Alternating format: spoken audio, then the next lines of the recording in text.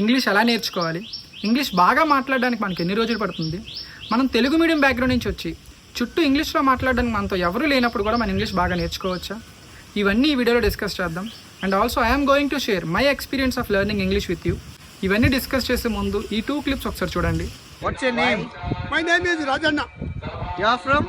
I came from Annanelli. Where is Annanelli? Annanelli near Urkere.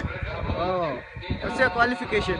Nothing. I am not a qualified. I am uneducated, thoroughly How uneducated. can you speak English? It is only learned by the people. Oh, great. Nature is my teacher. World is university. Hey, my name Lala. Nice to meet you, Jay. Good to meet you, Lala. Welcome to Pushkar. How you like Pushkar? So far, so good. You like? Yes.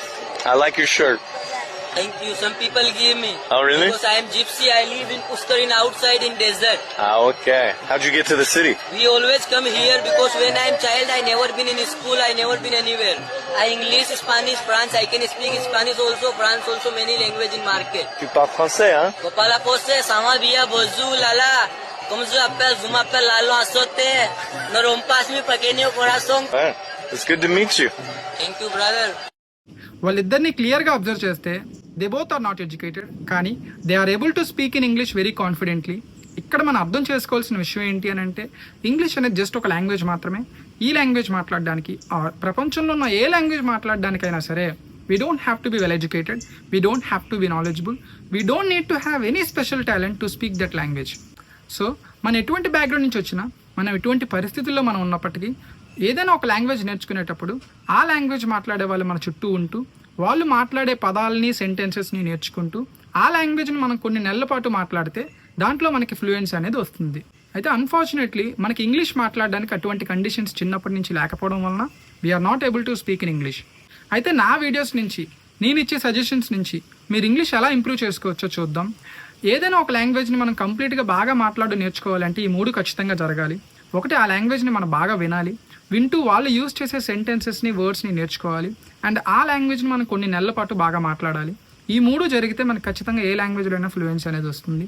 అయితే నా videos నుంచి ఆ 3 opportunities మీరు ఎలా create చేసుకోవచ్చో చూద్దాం. అయితే మొదటిది లిజనింగ్. మనం డే టు డే లైఫ్లో మనం రెగ్యులర్గా యూజ్ చేసే కాన్వర్జేషన్స్ అనేవి రోజు నేను అప్లోడ్ చేస్తాను.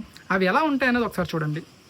నువ్వు ఎందుకు లీవ్ తీసుకున్నావు? Why did you take leave yesterday? నిన్న నాకు ఫీవర్, అందుకే తీసుకున్నాను. I got a fever, that's why I took it. మరి ఇప్పుడు ఎలా ఉంది? ఏదైనా మెడిసిన్ తీసుకున్నావా?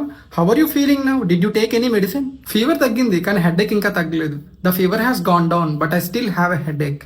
మరి ఎందుకు ఈరోజు లాగిన్ చేసావు? రెస్ట్ తీసుకోవాల్సింది కదా. Why did you login today? You should have taken some rest.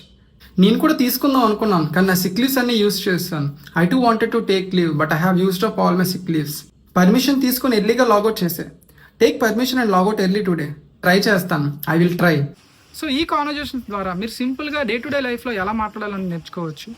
And also celebrities or English బాగా మాట్లాడే వాళ్ళు ఇచ్చిన స్పీచెస్, ఇంటర్వ్యూస్, నరేషన్స్, కాన్వర్జేషన్స్, వాటిల్ని తెలుగు సబ్‌టైటిల్స్తో నేను వీడియోస్ అనేది అప్లోడ్ చేస్తాను. ఆ వీడియోస్ని చూస్తూ, వింటూ మీరు ఇంగ్లీష్ బాగా నేర్చుకోవచ్చు.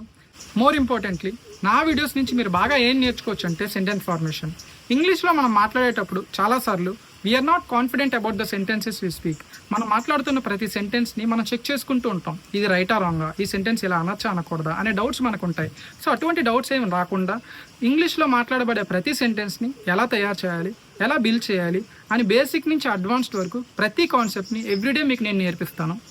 ఫైనల్గా స్పీకింగ్. మనం ఇంగ్లీష్ మాట్లాడడం అనేది ఎలా ప్రాక్టీస్ చేయాలి, మొబైల్ అప్లికేషన్ యూస్ చేసి ఫ్రీగా మనం వేరే వాళ్ళతో ఇంగ్లీష్ మాట్లాడడం అనేది ఎలా ప్రాక్టీస్ చేయొచ్చు, అండ్ ఇంటి దగ్గర ఎవరూ లేనప్పుడు మనతో మనమే స్పీకింగ్ ప్రాక్టీస్ అనేది ఎలా చేయాలి, అండ్ అదే కాకుండా ఇంగ్లీష్ మూవీస్ చూస్తే ఎలా నేర్చుకోవచ్చు, బుక్స్ చదివి ఎలా నేర్చుకోవచ్చు, ఇంగ్లీష్ నేర్చుకోవడానికి, మాట్లాడడానికి సంబంధించిన ప్రతి వీడియో, డే టు డే లైఫ్లో యూస్ చేసే కాన్వర్జేషన్స్, వొకాబులరీ, బేసిక్ నుంచి అడ్వాన్స్డ్ వరకు సెంటెన్స్ ఫార్మేషన్, ఇలా ఇవన్నీ మన నుంచి నేర్చుకోవచ్చు.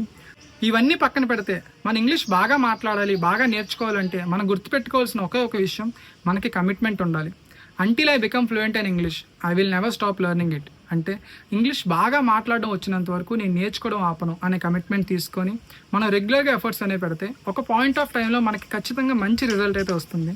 సబ్స్క్రైబ్ టు ఇంగ్లీష్ విత్ రామ్కి టు లెర్న్ మోర్.